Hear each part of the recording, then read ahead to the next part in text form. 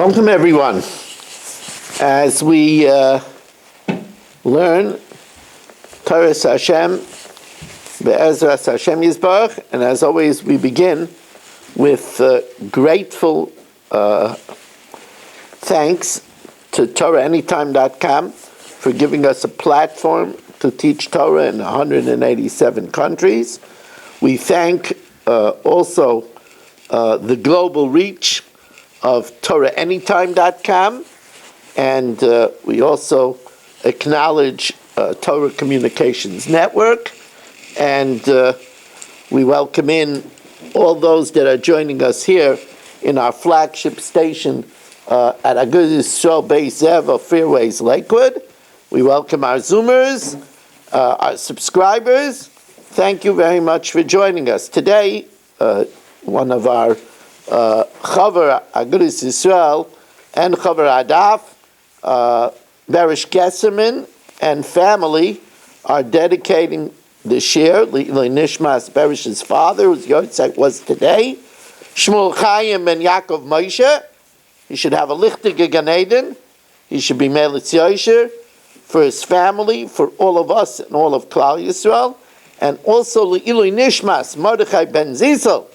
He too should have a lichtige Gan Eden, be a Melitz Yosher, and see in Shemayim much nachas from the entire family.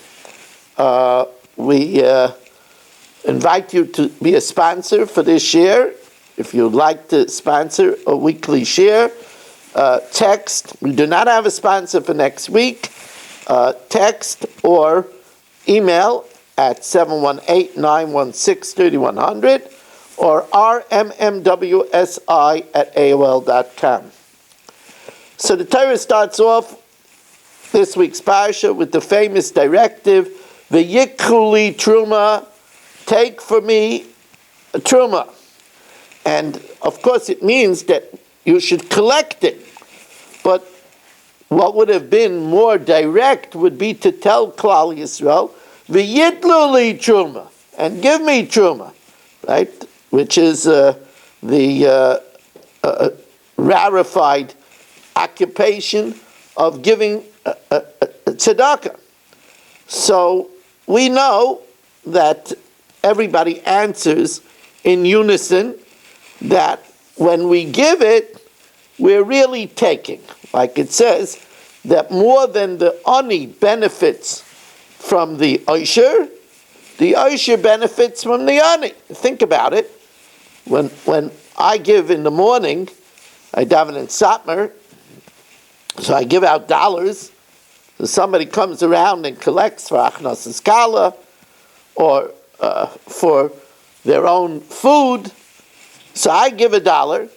So the man could buy a Danish, or he could add it to a pile of money to pay the caterer.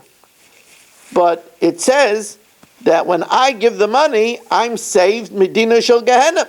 So who gets more? So actually, I'm not giving, I'm taking. That's what Tunis Rufus, we know, asked Rabbi Akiva, if Hashem loves the poor so much, why doesn't he take care of them? And Rabbi Akiva answered, because he wants to give us an opportunity to be saved from Gehenna. He knows that it's very hard. Hashem knows it's very hard to be protected from Gehenna. It's so easy to sin. So easy to sin. How many times a day do we say Hashem's name in brachas without paying attention? It's so easy to talk about people. It's so easy to waste time from learning Torah. It's so easy to sin. It's so easy to have roving eyes. So therefore Hashem gave us a way to save us from Gehenna. So that's simple. It says, V'yikhu Teruma, it doesn't say V'yitnu li, it says V'yikhu Teruma, because we're actually taking much more than we're giving. Besides that, it's the best investment, right? We know the famous palindrome. It says V'nasnu. V'nasnu is read backwards, V'nasnu, right? V'nasnu, when you give, Hashem gives you. Right? That's why V'nasnu is a palindrome. And what's even more fantastic is we all know that there's a famous gematria called Atbash. Atbash is Aleph equals Taf, Beis equals Shin, and that means that Gimel equals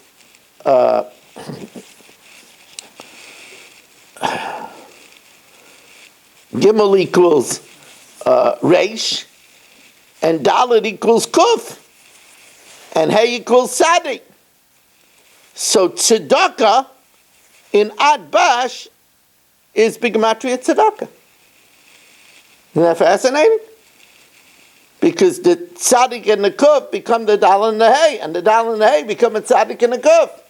So tzedakah in Atbash equals tzedakah. What's that all about?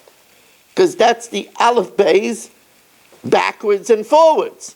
Again, it shows it's backwards and forwards. It's a reciprocal relationship.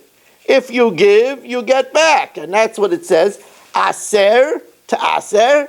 Aser bishvil shetis asher. Give tithes in order that you should become rich. And it says, Uvechanuni na bezais. Hashem says, normally, you're not allowed to test Hashem. Loisenasun. There's a law in the Torah. You're not supposed to test Hashem. But Hashem says, here, this you could test me. Uvechanuni na bezais.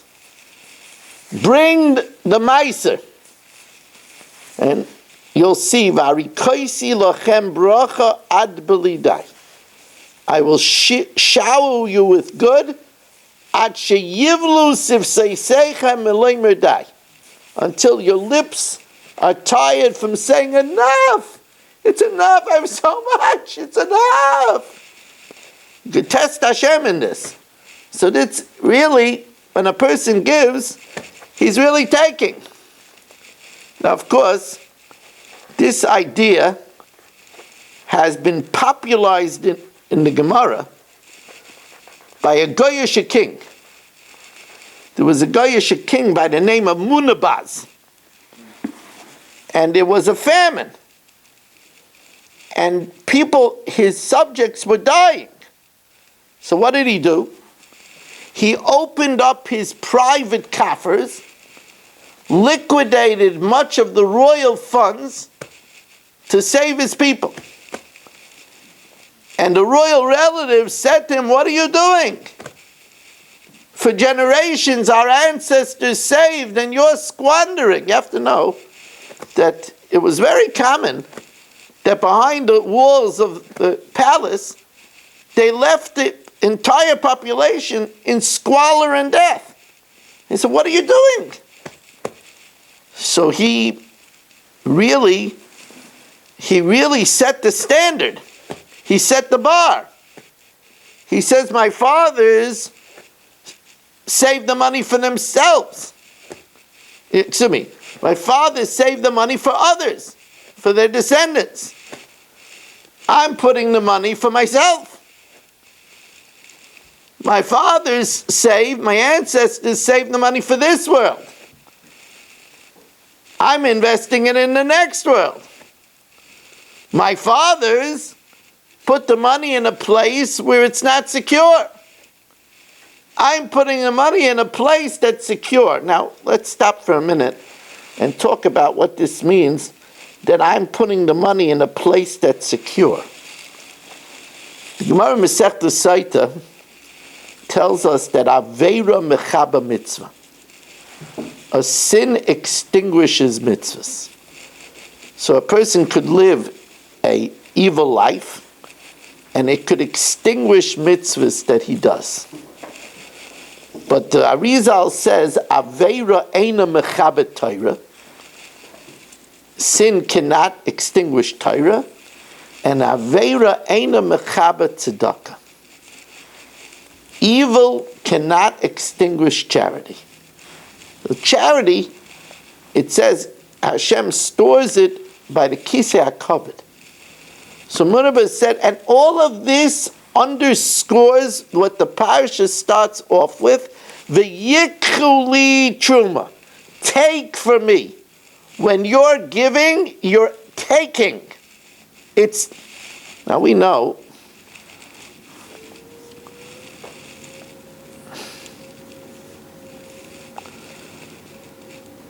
There's a Reb Chaim Pelagi, one of the most prolific writers.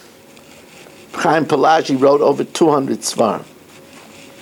Reb Shlomo Kluger also wrote 200 svarim. There's a legend that Reb Shlomo Kluger used to write with both hands. If you think about that, you get a headache. Not the same thing, different things. He wrote different things with each hand. Now, if you think that's something, in my travels as a scholar in residence, this year, I have yet to have a scholar in residence. I don't remember a year where it's past Hanukkah. Well, I did go to the hotel, Greenwald Caterers on Hanukkah, but I don't remember already past Hanukkah that I didn't do a scholar in residence. I don't know if I did. 25 years I had such a thing. But I once had a scholar in residence in New Haven, Connecticut, by my friend Rabbi Avigdor. And he had a Balkaira who was 100 years old, which is in itself extraordinary. How many times that you listen? I mean, Gedalia is a Balkaira par excellence, but he's not 100 years old. This Balkaira, not yet. It's Hashem should be older than 100, but I don't know if you want to be laning then, but you can if you want.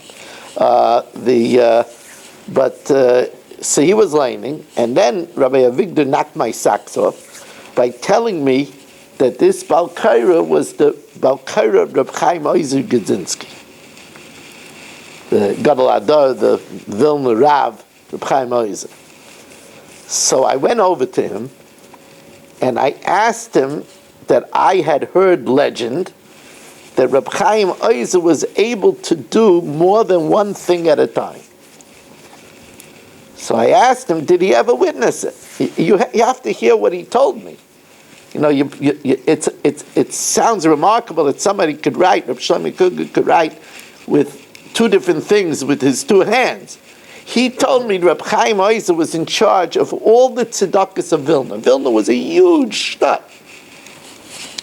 He said to me that he lined up 10 Gabbai tzedakah, and all 10 of them talked to him at the same time, and he listened to all 10 of them at the same time. Because when we say that we cannot comprehend Rashi, Reb Chaim Oizer was just in the last century. Rashi was a millennia ago. We can't even begin to comprehend the Rashi. When you hear that, when you learn a Rashi, that it's just amazing that Rashi fasted 613 times before he put out Rashi. Even the things that, I wasn't planning on speaking about this, but that's how it goes. It's, they say that the Aron was made of atzei shitim because the mayonos of shitim, the wells of shitim, it's brought down in the Shem Mishmuel, they cause a spirit of lust. And that's why that when the Bnei Yisroel got to Shittim and they drank the waters, they ended up sinning with the Bnei Smoyev. So that's why the Aron was made out of Atzei Shittim, so that it should be mechaper with what happened in Shittim. So the Shem Mishmuel says that the French language, Reb Miller, I don't know if you ever heard this from Reb Miller, but Reb Miller used to call Paris the pest house of sin. You heard it from Reb Miller? He used to call it the pest house of sin. Yeah. And the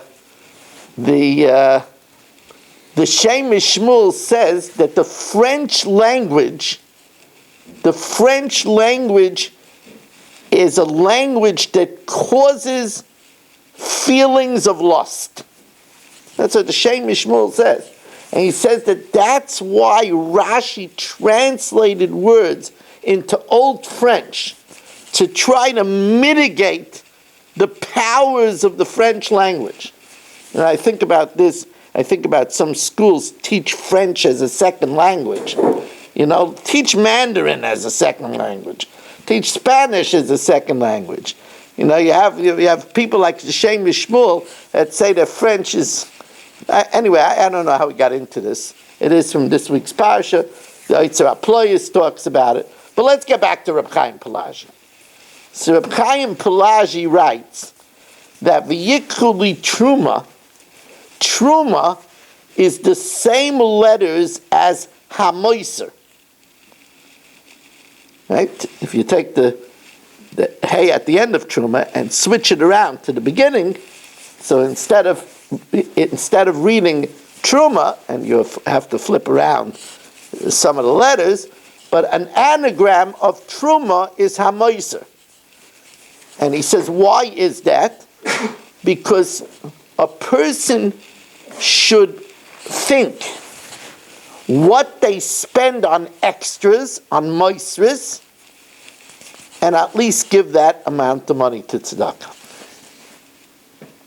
So that if a person goes and eats out in a fancy restaurant, he should put aside money to give to tzedakah. If a person goes ahead and builds a very beautiful kitchen, they should put. You didn't have to make such a beautiful. It's a good thing to make a wife a kitchen. She spends a lot of time in the kitchen. It's a good thing, but it's an extra. So you should also put aside money to give to tzedakah. If a person makes a over-the-top wedding, so you should put away money to marry off a Yosef, a Yisayma. Right, so he says that's why Truma is the same letters as Hamoiser. That which we give, our generosity, should reflect, it should be in proportion to that which we spend on that which is extra. That's the way Reb Chaim Pelagi learns. It's interesting that this prompted me, I should go in order, and mention that Reb Label Katz, Reb Label Katz, Zechat Tzadik, Kodesh Levracha, Schus Yagan Aleinu, Yisroel Aryeh says that why is our tzedakah referred to as Truma? He says just like Truma, when we, there's a very beautiful the Torah doesn't give an exact amount of how much you have to give Truma. Really, chita achas peiteres esakri, even one blade of wheat exempts the whole pile. But we know that a midah beininus, the average gift, is 1/50th. And that's why it's called Truma. Because Truma is trei meya, 2 out of 100, which is 1/50th. That's why it's called Truma. But the Reb Leibel Katz says, just like before you give the Truma, then you can't eat the crabs. It's called tevel. Tevel is a corruption of tavloi. It's no good. You can't eat it. The Truma makes it permitted. He says in the same way, the giving of tzedakah now allows us to use the rest of our money for our own uses. And he says that that's why Truma is Hamoiser. Because once you give the Truma, then the rest becomes permitted to you. Now, I looked at this a little bit differently, and I think that it's very true. A lot of times we say that there is in the word the positive and the negative. Like the word oneg is the same letters as nega, right? It could be a nega, it could be a suffering, a leprosy, or it could be a delight. It depends which way it is. And there are many words like that. So here, we have a choice. When we give tzedakah, we could give it as a truma, which we do first, because we have to take off the truma, the tithe first. Or we could treat it as hamoiser, as a leftover. I'll do whatever I need. If I have some money left at the end, I'll give it to tzedakah. So it's a way to look at it. Is it truma what we do first, or is it hamoiser? It is a leftover. Now, I could tell you, I had a babas in my shul. He should live and be well. He was my Gabbai Rishon for 16 years. His name is Abi Newman. And he and his wife, Zilzang Gesund, Abi and Ivy, they went to Bayit Vegan bungalows. It's on the Route 52 towards Ellenville. And they had a concession in the summer. And they worked very hard in the summer, and they ran the concession. And he told me that the money that they made working the whole summer, he would come in the beginning of the year, before Rosh Hashanah. He would have this big checkbook. He was a public school teacher. He'd have this big checkbook in front of all the children. They have lovely children. In front of all the children, they would say, the first thing, Mommy and Daddy worked very hard in the summer. The first thing we're doing is we're paying the yeshivas.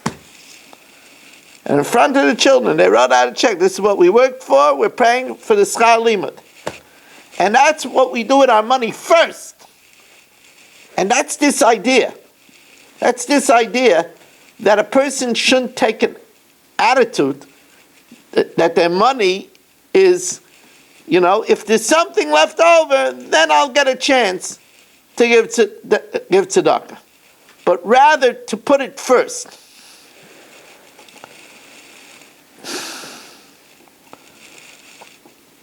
It's possible, sometimes people, they go on trips and they go on vacations and they don't have a good time. It doesn't work out.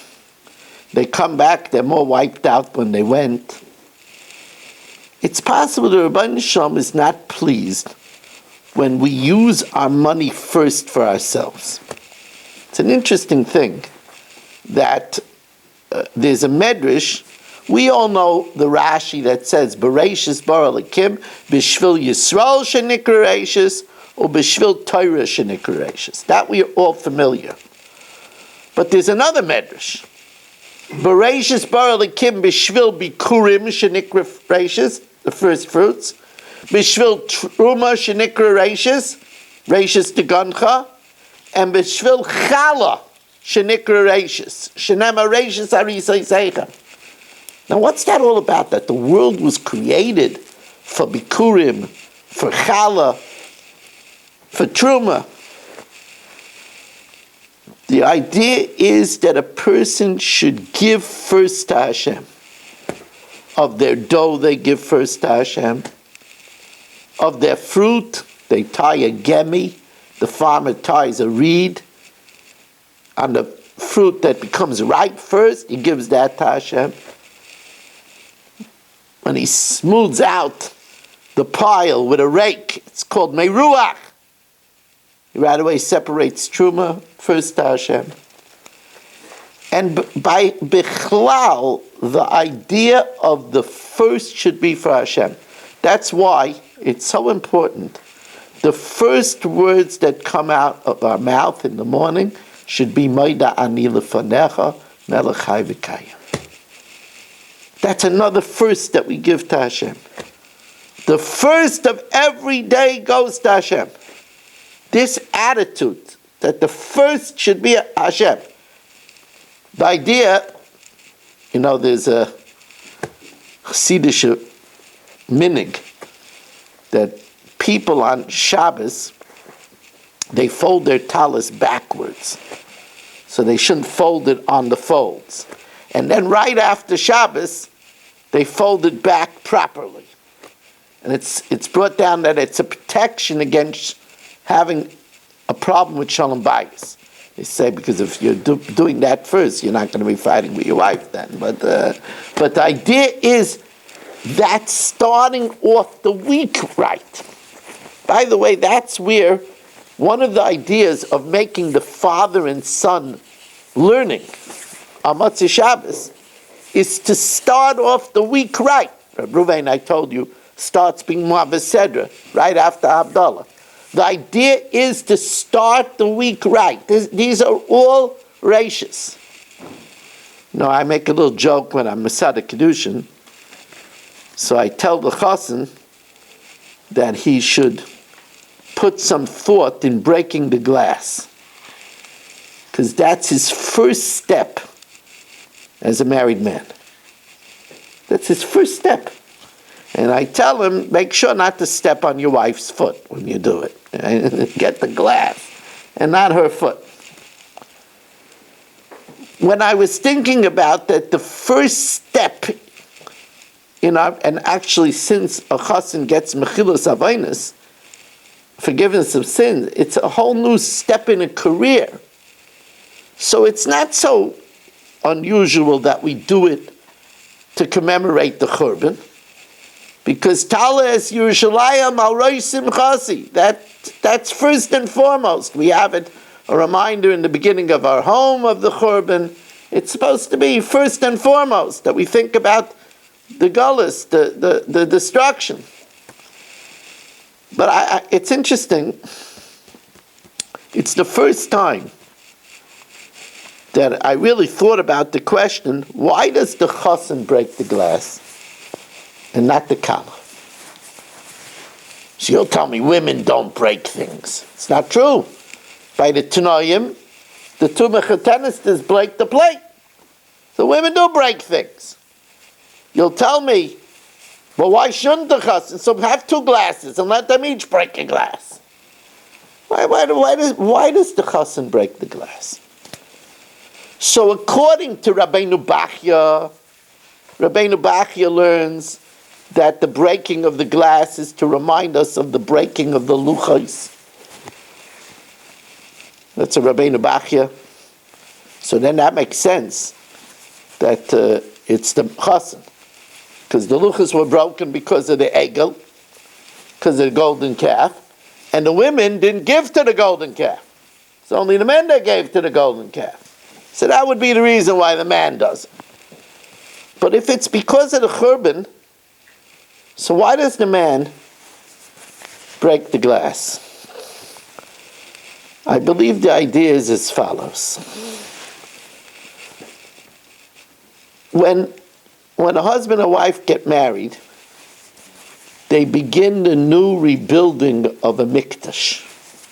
Right? It says we wish a chassan and kala, they should be zeichet to build a mikdash ma'at.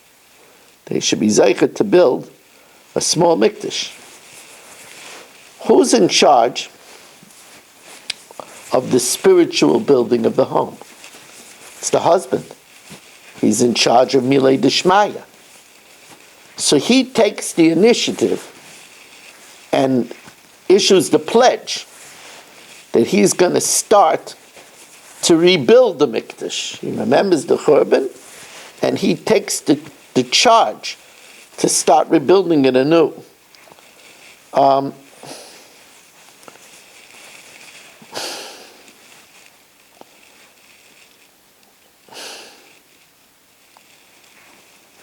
The Satmar Rebbe, tonight, I'm going to be mentioning the Satmar Rebbe twice. It's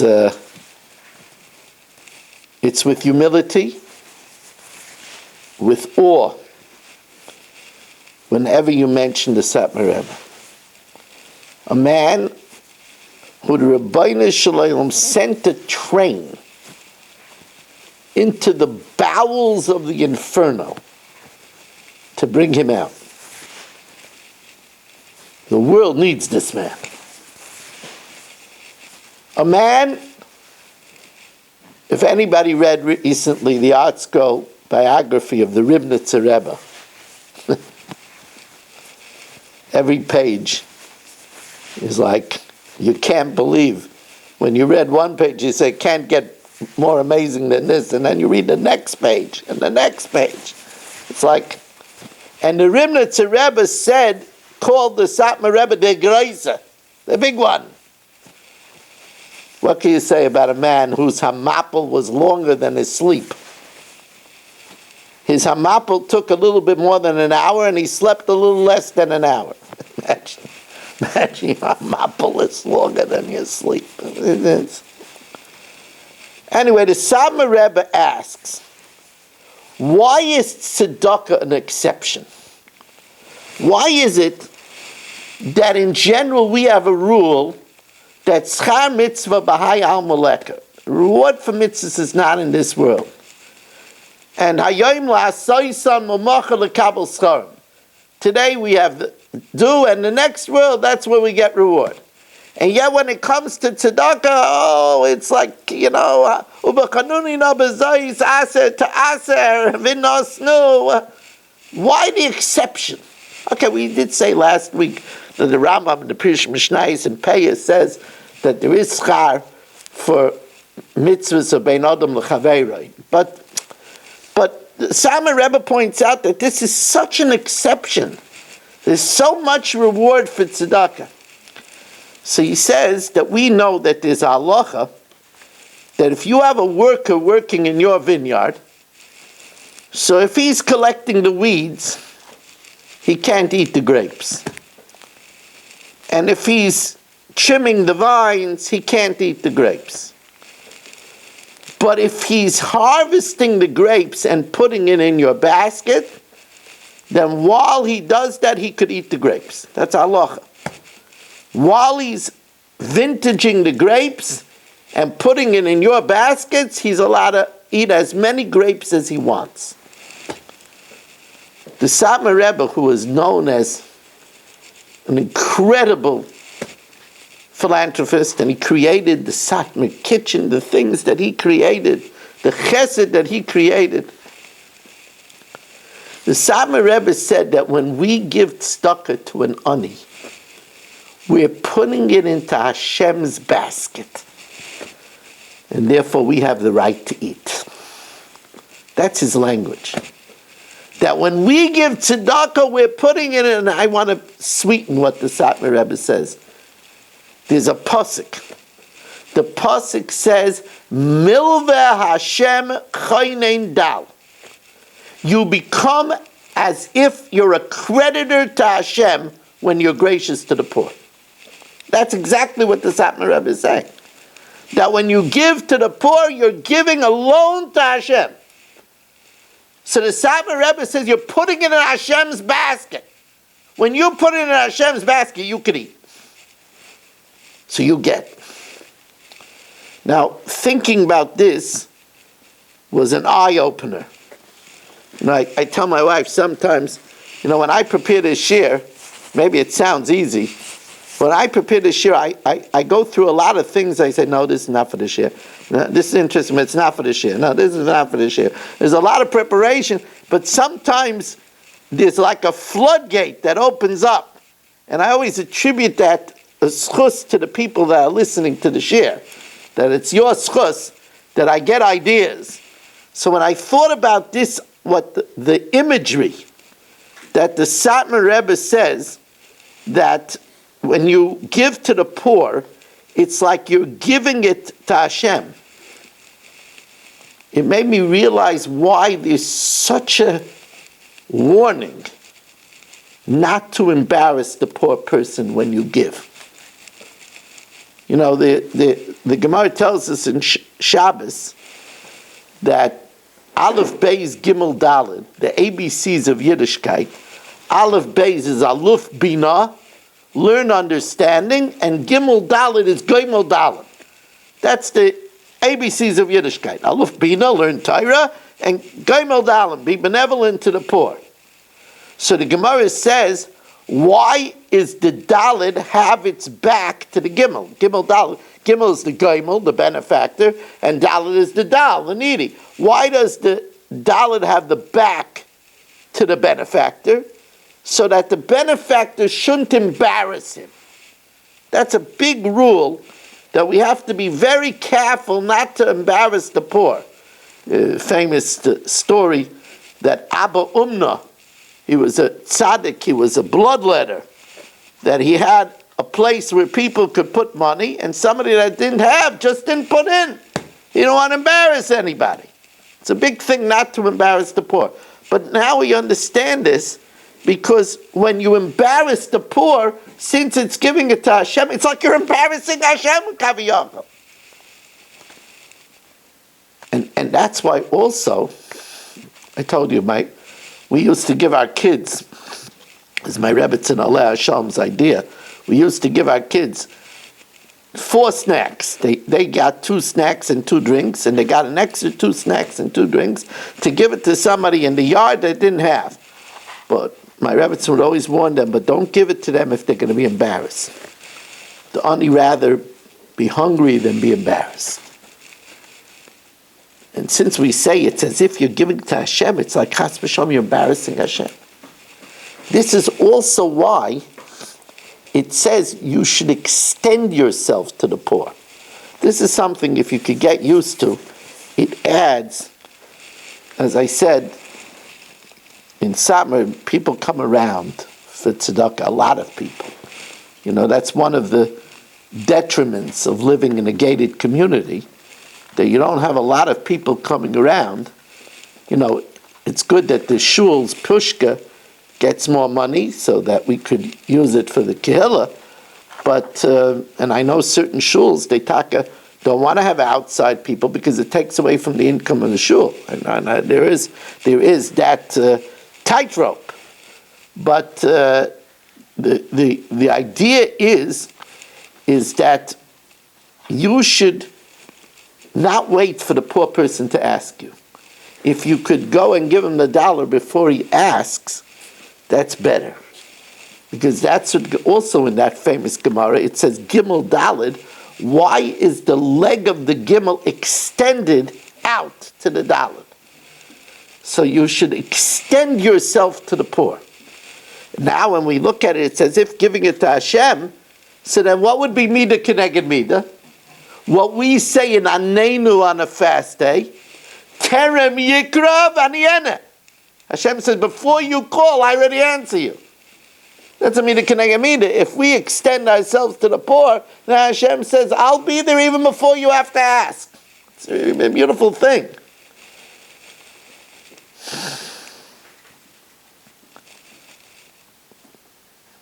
The famous Rashi, and by the way, I just want to conclude. Rashi says, "V'yikhu li truma." So what does Rashi say? "V'yikhu li lishmi," for me.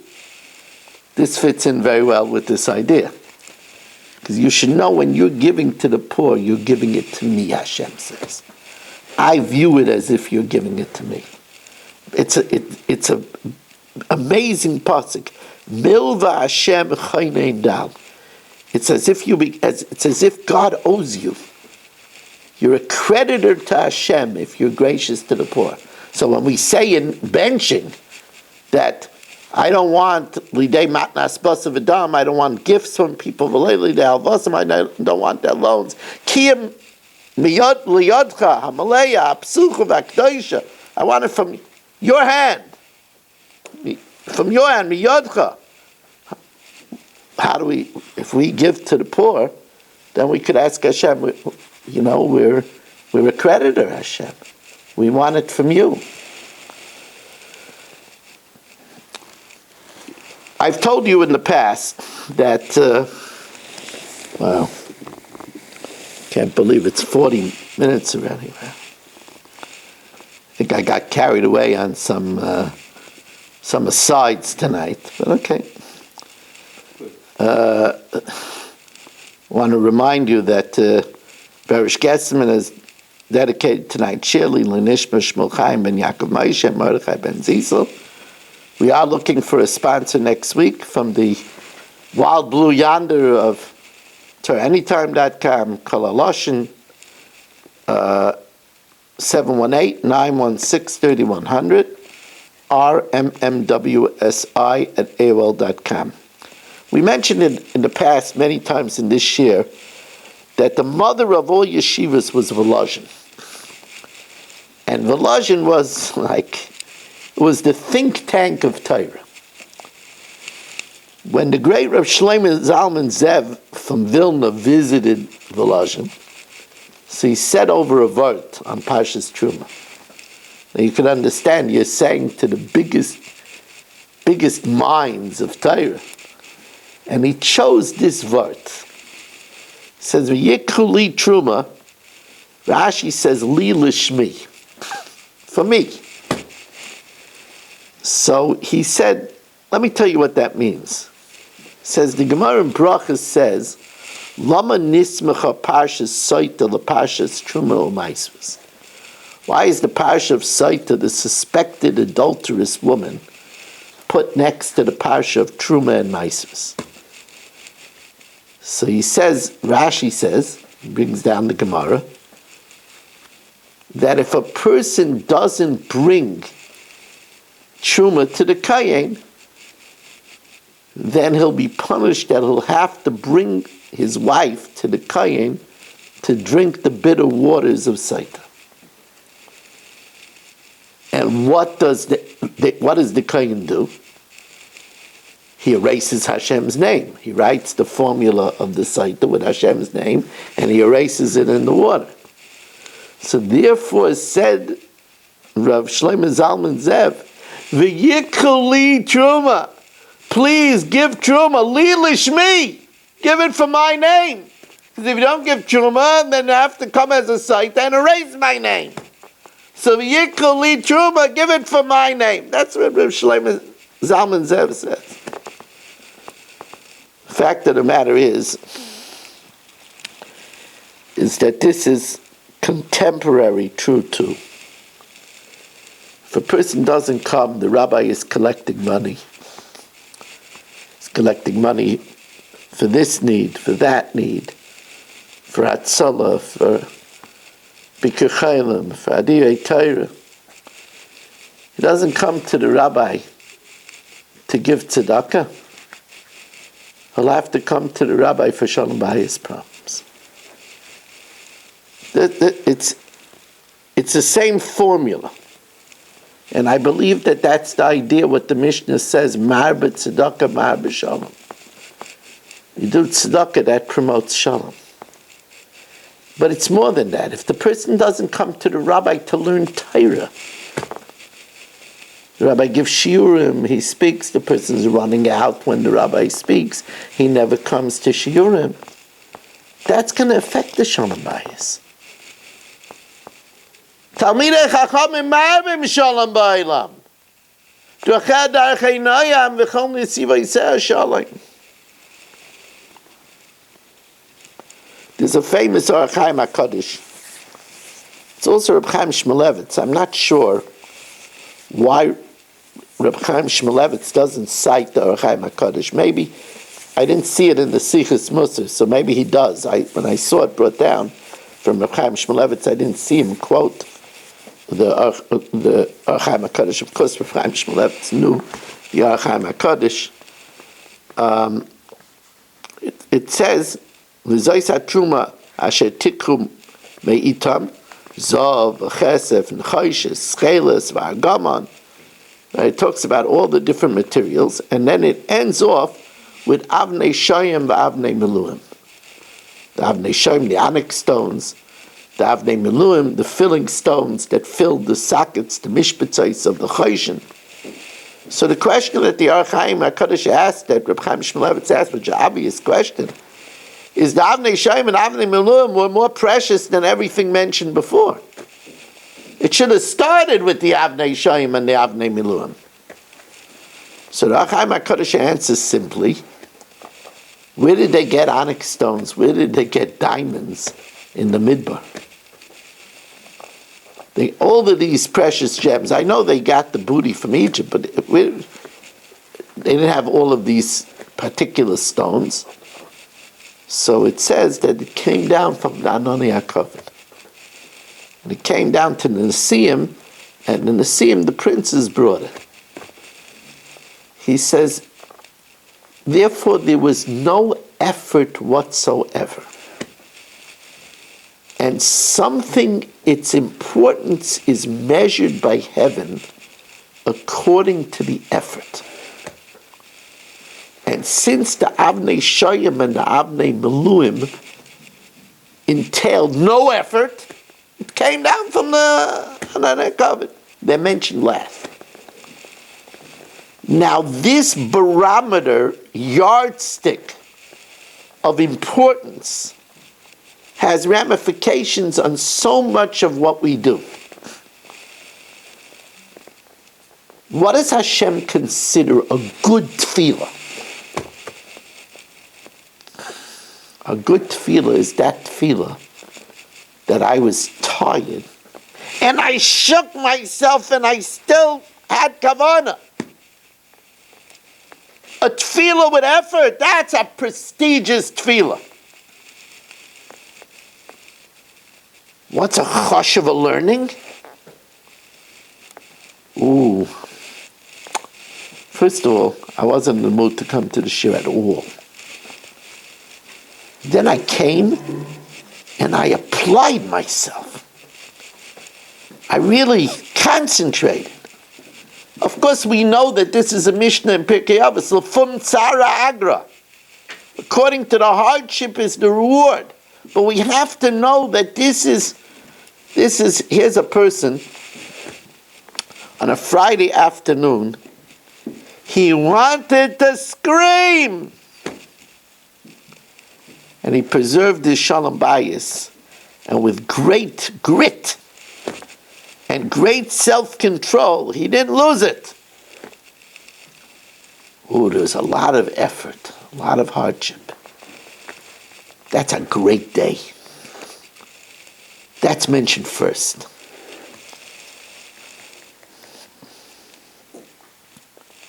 Vasuli mikdash v'shechanti b'seichem. Make for me a mikdash, and I will dwell there. In the Chak,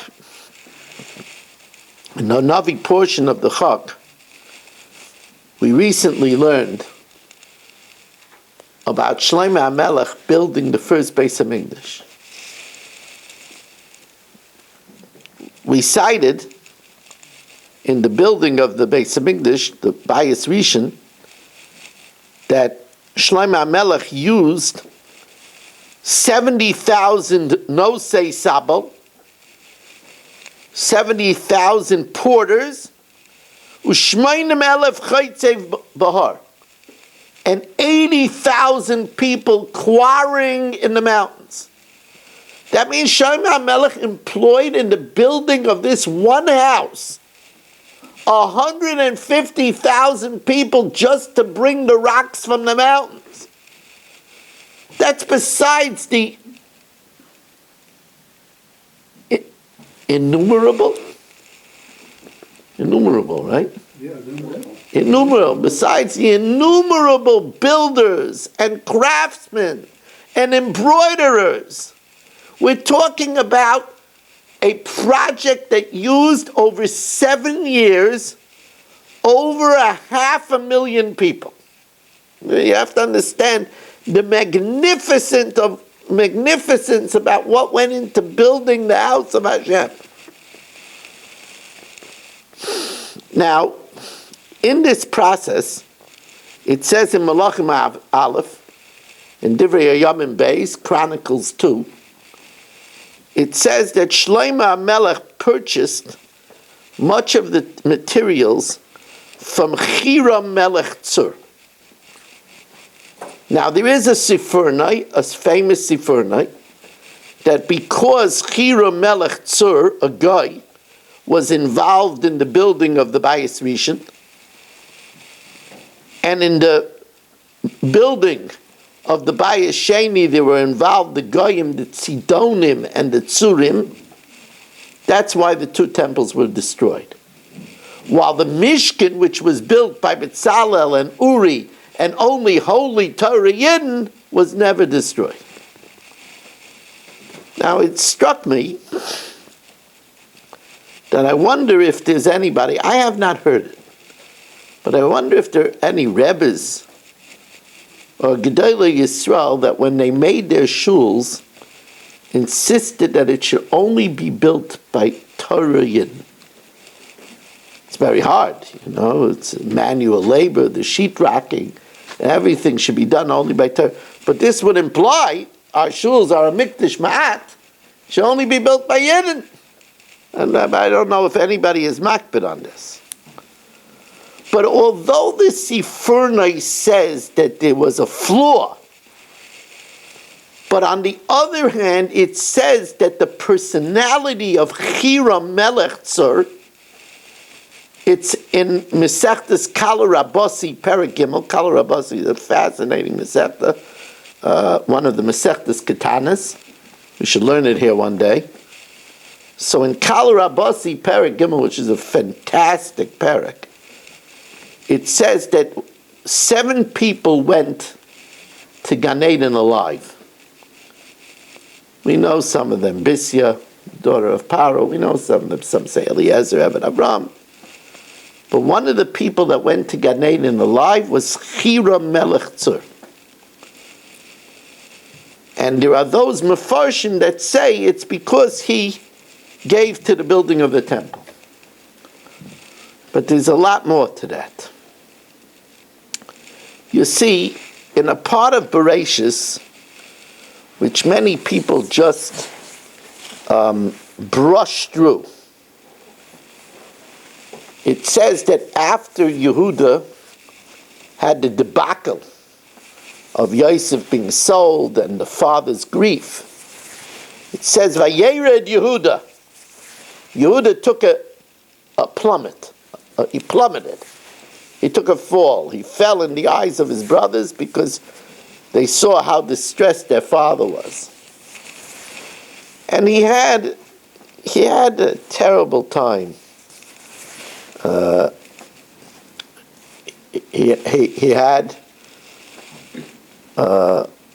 He lost 2 son-in-laws, Aaron, Einam, and then so 2 sons, and then 2 sons, and then his wife Bathshua died. Throughout the whole time, he had a loyal friend. And that loyal friend was Chira, and the Torah uses a term which nobody talks about. Chira Re'ehu ha'adulami. His friend who was Adulami. And the Gemara quotes many times. The Pasuk says again, he calls him the Adulami. Chira stood by Yehuda. Now, you know me, I see words, and I see in words things that people don't see. A close friend is known as a moda. It says, Naomi had a moda, Isha, a close friend of her husband, Shmoi Boyaz. Moda is an intimate friendship. It's like my wife tells me she remembers in camp she had a close friend that they had what they called DMCs. I'm familiar with the phrase DMC. You see, it's more popular by girls, maybe only in the 80s and the 70s. But DMC is deep, meaningful conversations. That's what DMC stands for. Deep, meaningful conversations. It says, Vayeda Adam Eschava Ishtai. That's like a knowledge.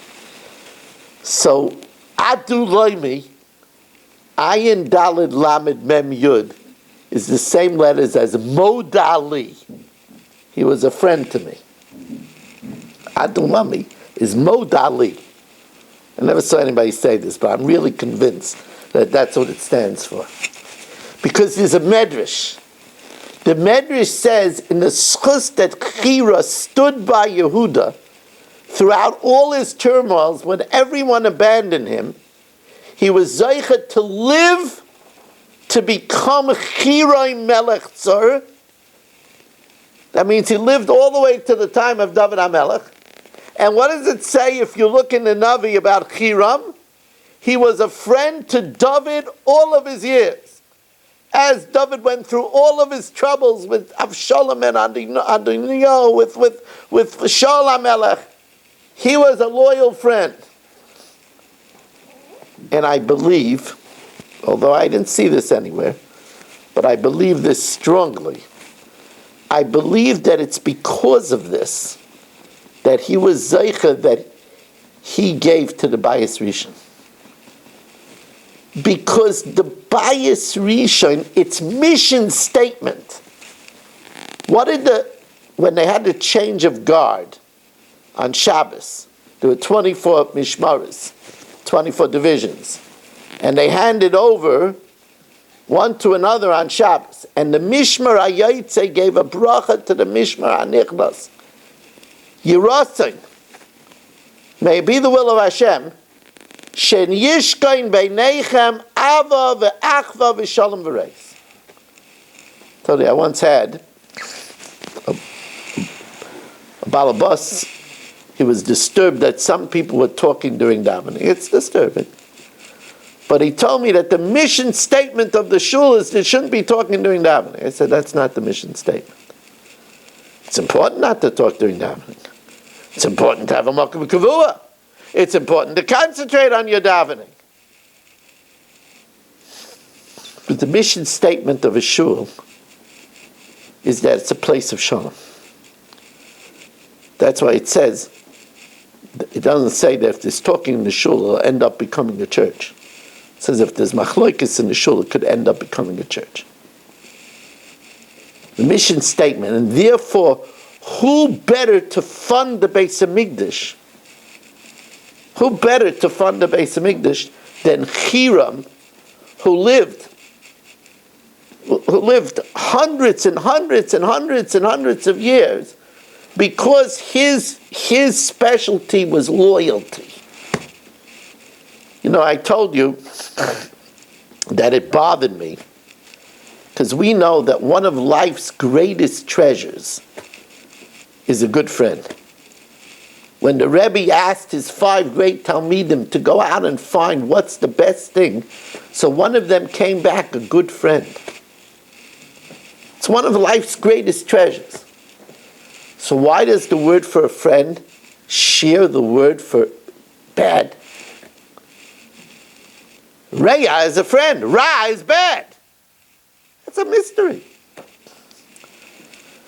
So I saw, interesting, the Reb Shamshon Raphael Hirsch says that the root of parua, to be open and uncovered, is Reish Ayin. And that a friend is someone you could be completely open to. And Reb Shamshon Raphael Hirsch says, talk about Chira, that's why Yehuda sent the Seir Izim, the goat, to the woman who he thought was a woman of the night. You don't give that, you don't admit that to just anyone. But he had a friend that he could be open with.